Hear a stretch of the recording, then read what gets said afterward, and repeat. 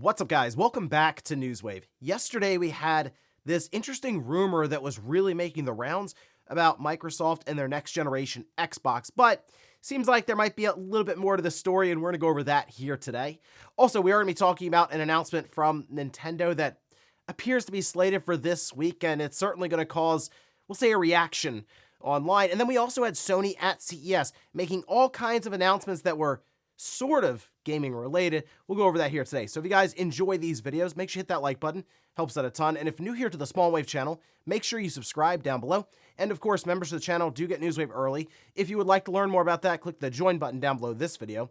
And we're going to start today with a new Xbox controller that looks kind of familiar.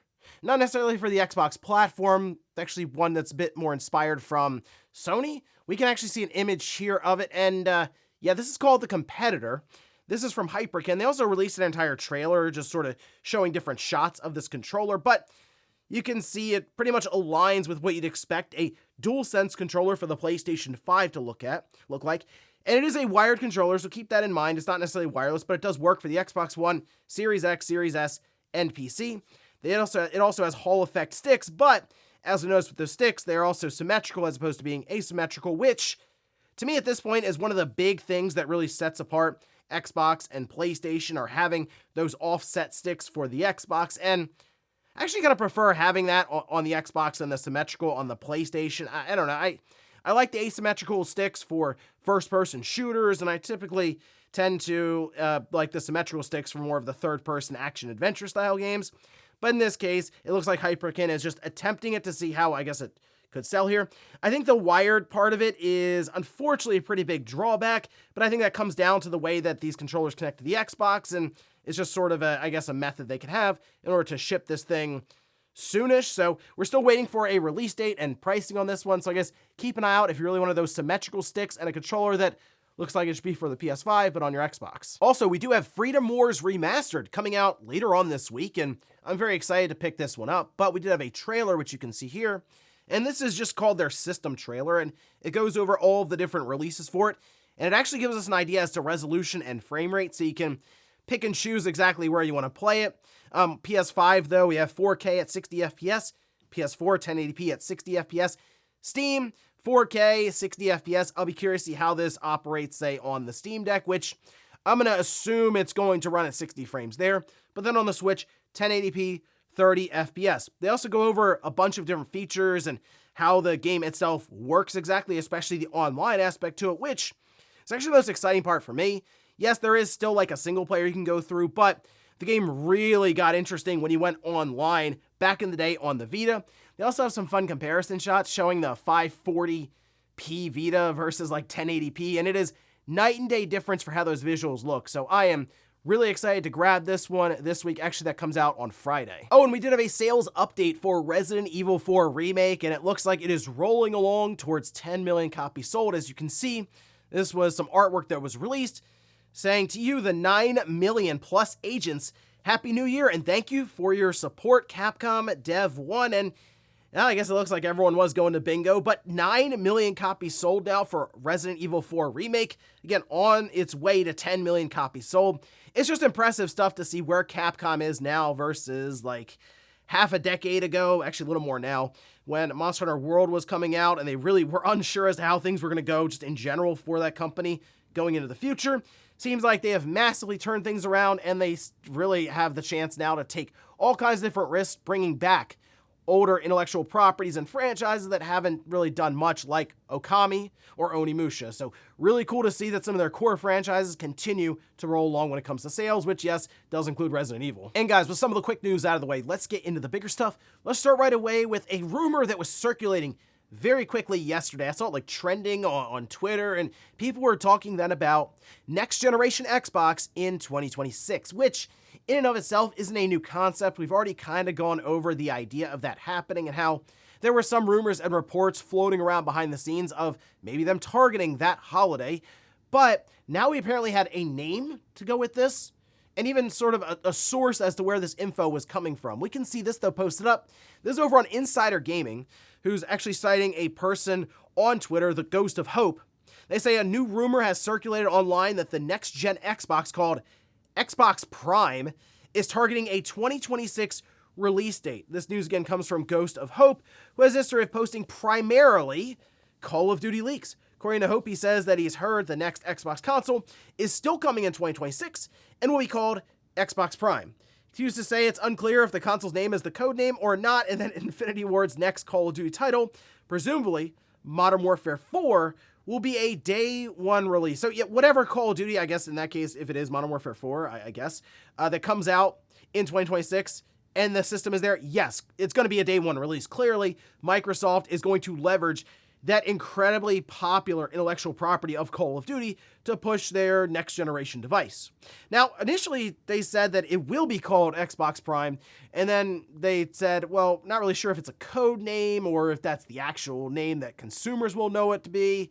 And, well, I will say I saw this, and I said, I don't know about that one. Xbox Prime sounds like a name that was like really just thrown out there on different corners of the internet. Like, it sounds like somebody on 4chan posted and was like, oh, Xbox Prime, that's the name of the next system. And based on what's been going around with Microsoft's strategy for next generation, I don't think that fits in either, because the word's been that they may allow other companies to use the Xbox brand, just Xbox, and then attach their own spin on it and release a different system. That could be a cheaper system. It could be a more expensive, more powerful system. So the way I would expect Microsoft to go, which they should still be doing hardware, because like, okay, so for example, Jez Corden did come out over on Twitter, which you can see here, saying that, yes, they are, of course, making new hardware, but there's no such thing as Xbox Prime launching in 2026.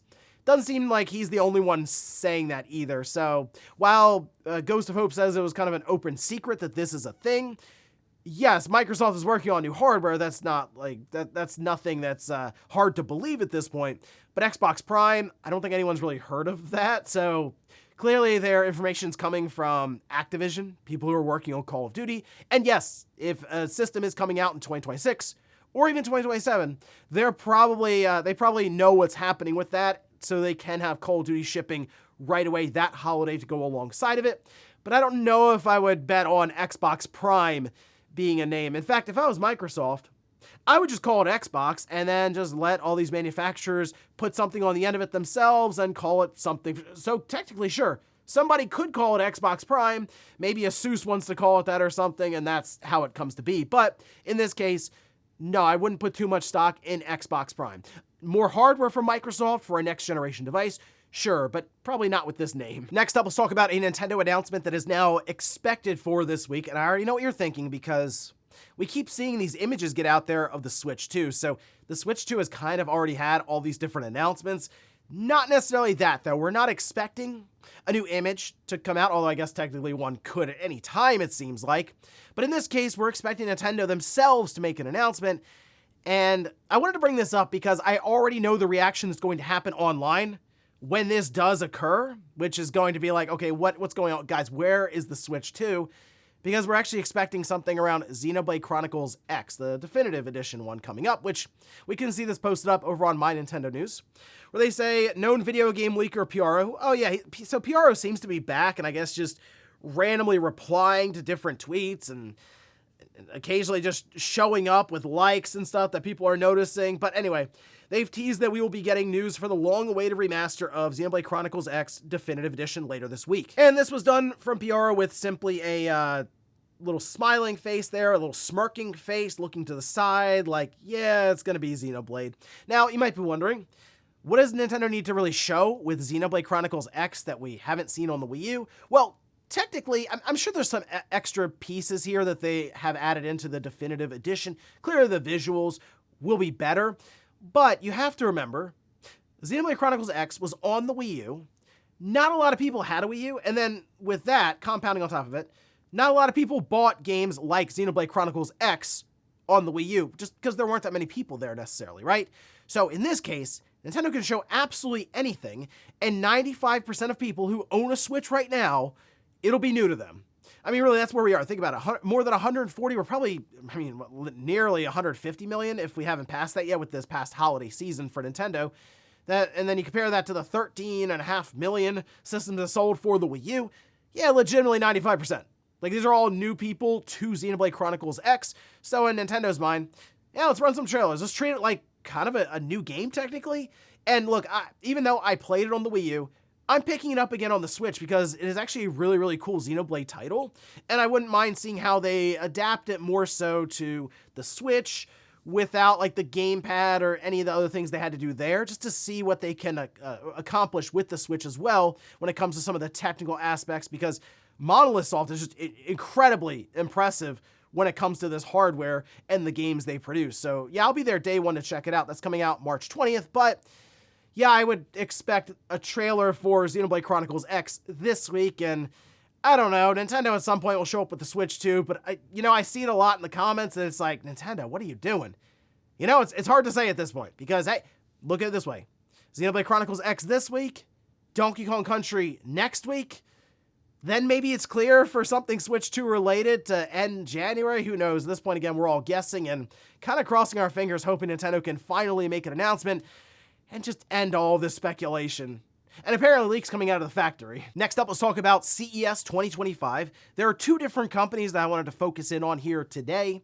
One is Acer, the other is Sony, which, again, they had some announcements for gaming, kind of, but in this case with Acer, they showed up with something that I expect CES to showcase, which is absolutely ridiculous pieces of technology. Things that really don't make sense on the surface, but why not? It's CES. Who knows if this stuff will ever come out? Well, actually, this thing is coming out. We had two new gaming handhelds that were announced. They're coming out Q2. We have varying prices on it. But first, let's take a look at their press release here they put out on their website. And the two we have, the Nitro Blaze 8, the Nitro Blaze 11. They say it delivers rapid gameplay and responsiveness powered by AMD Ryzen 8040 series processors, up to 39 total AI TOPS, up to 2 terabytes of storage, and 16 gigabytes of LPDDR5X memory. Hey, that all sounds great, but then take a look at the screen sizes. Remember, one's called Nitro Blaze 11. That's not necessarily just the branding alone, that's basically the screen size. So we have an 8.8-inch screen for the Blaze 8. We have a 10.95-inch screen for this thing. Furthermore, it's at 144 Hz refresh rate. It is powered with the AMD Radeon 780M graphics, has super resolution, Fidelity FX super resolution technology. But look at this thing. I mean, there's an image that was floating around from some of their marketing that shows a person holding it. It looks absolutely ridiculous. Now, the specs themselves, this should do pretty well. I mean, it's going to be closer. It has 16 gigabytes of memory, so it's not necessarily stacking up in that department to the ROG Ally X, but you are rolling with an AMD Radeon 780M, and it does have an 8-core, 16-thread Ryzen 7 8840HS, so it should do pretty well, and it has the Ryzen AI in there too. It's just that screen size is just crazy for the Blaze 11. Somehow, though, they still have it just over 1,000 grams for its weight, so that's actually pretty light with that screen. Like, I'm looking at that thinking it's super heavy. That's actually not terrible considering the 8.8-inch display model is 720 grams. As for pricing, the Nitro Blaze 8, that releasing in Q2 in North America, starts at $900 USD. And then the Blaze 11, same thing, Q2 starting at $1,100 in USD. So, hey, CES certainly didn't disappoint with these, neither did Acer. I almost want to get that Blaze 11 just to see it in person and see how it all works. It has like detachable controllers and stuff, but just like the idea of holding this massive screen in your hands, why not? If I can get a hold of one, I will, and we'll do a video on it, tear down the whole thing. And in our last bit of news, let's talk about Sony at CES, because they did show up at least with some different announcements, which included an electric vehicle, which is like $90,000 starting or something crazy. But they did show up to talk about some of their gaming franchises. Not necessarily to announce new games, they actually went the opposite direction. We got a lot of film and TV series. Yeah, so first though, let's start here at the top. They did announce Ghost of Tsushima is getting an anime, which actually that could be really, really cool. I think that just that overall style should have fit in nicely to like the theme of the game, and then I guess translating over to a series with anime. That could be really cool, actually. Helldivers getting a film, which is interesting because Helldivers kind of based on what Starship Troopers, which in and of itself is a film. So Helldivers kind of returning to its original inspiration there, but actually, again, that could technically work if it's more of like, I think, a popcorn flick. We'll see how serious and in depth they try to get with some of the characters. I don't know. We'll see how that one goes. Horizon Zero Dawn also getting a film. Not too shocking. Again, Sony really wants Horizon Zero Dawn to be something massive. It feels almost... The thing with Horizon, though, it is getting to a position where it feels, I don't want to say forced, kind of artificial. Like, it's just... I know the first one sold really, really well, and that's, I guess, what set them down this path, but I don't know if the push is as necessary anymore for Horizon Zero Dawn, but they're going to take a shot at it. We're still looking for the third game in the trilogy, and there should be a multiplayer game coming, I think getting announced, I would assume this year. We'll see. And then The Last of Us has two things. A location-based experience at CES, which I don't know if that's like an escape room kind of thing, but it seemed like you would go down into the sewers, and it's kind of seemed like it might be sort of virtual reality, AR, augmented reality based. I don't know, if you're at CES, let me know what exactly is going on with that. But then Last of Us Season 2, it is coming out April, of course, releasing on Max. It had a full trailer, and it looks good. Look, I mean, Season 1 was good. So I do expect Season 2 to also sort of be up to that same level. But if you played the game, you know that there is a massive twist that's about to happen.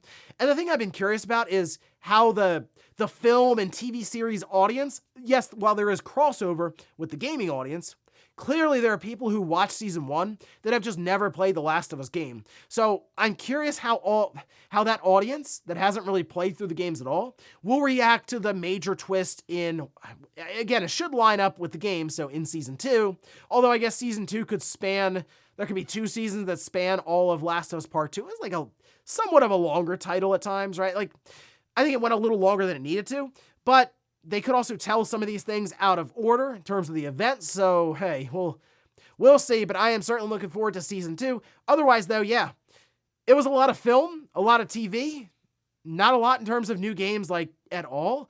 It's interesting to see Sony continue to push even outside the boundaries of games, but, I mean, it would have been nice to also see a game announced there at all, but that's CES for you. Electric vehicles, talking about some of their sensors for cameras and stuff, and then a whole bunch of film. And before we go to the comment of the day, we'll take a look at the poll that I posted up yesterday. That is Game of the Year Madness, Day 14. Prince of Persia: The Lost Crown versus Thank Goodness You're Here. I have not played Thank Goodness You're Here. I saw some comments that said, hey, it's a very unique and wild experience. People should play through it at least once. So, you know what? It's on my list for the backlog that I'm sure I'll get to someday. You know, that's kind of how it is now with that one. But I really enjoyed Prince of Persia: The Lost Crown, and I guess not too shocking to see it go over Thank Goodness You're Here, since it's just a more known, well-known IP and the game itself. Some people said that so far the issue with the polls, the matchups are weird. I mean, this is just how it is with the seeding and the review scores. After we get through round 1, you're going to see more familiar names going up against familiar names. Like, it'll be more mainstream versus mainstream. I understand some of these titles, while they may be, they're good, they just don't have necessarily the mainstream appeal or pull that some of these other titles have. But, like I said, we'll get into the round 2, and then you should see some really, really interesting matchups start to happen. And we'll finish up with the comment of the day, as you're seeing here. This is from Sierra, who says, if the mouse function actually exists, that would be great for all the classic PC adventure games. They either re-released or newly released on the Switch.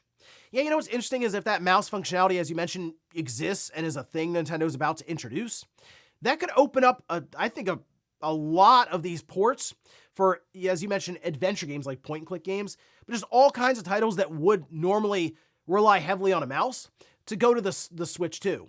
Now, I also wonder, though, because the game probably has to work in handheld mode too. I don't know how that would work then, because then you'd have to set it up normally for a controller anyway, unless there is that restriction of, look, if you want to play this game, just know you're going to play it in tabletop mode or you're going to play it in TV docked mode. Like, there's no way to do it otherwise, which we've had some games kind of already do that. Remember Pokemon Let's Go came out and you're not using the Pro Controller? Or Super Mario Party, you got to use the Joy-Con. So it's not like we haven't had these limitations before, and maybe that's just the way they go here. Because to be honest, if that is like the big drawback, to me, it's better to have a way for these games to get to the system than not at all. And ladies and gentlemen, that's going to do it here for Newswave. If you enjoyed this video, guys, hit that like button. If not, hit the dislike. Leave comments down below about everything we talked about here today. If you missed yesterday's Newswave, I'll leave it up here in a card, or maybe you wanted to check out the newest Game Boy Advance system that plays all the different titles from an SD card and is actually pretty cheap. I'll leave that right below it. Thanks guys for watching, and I'll see you next time.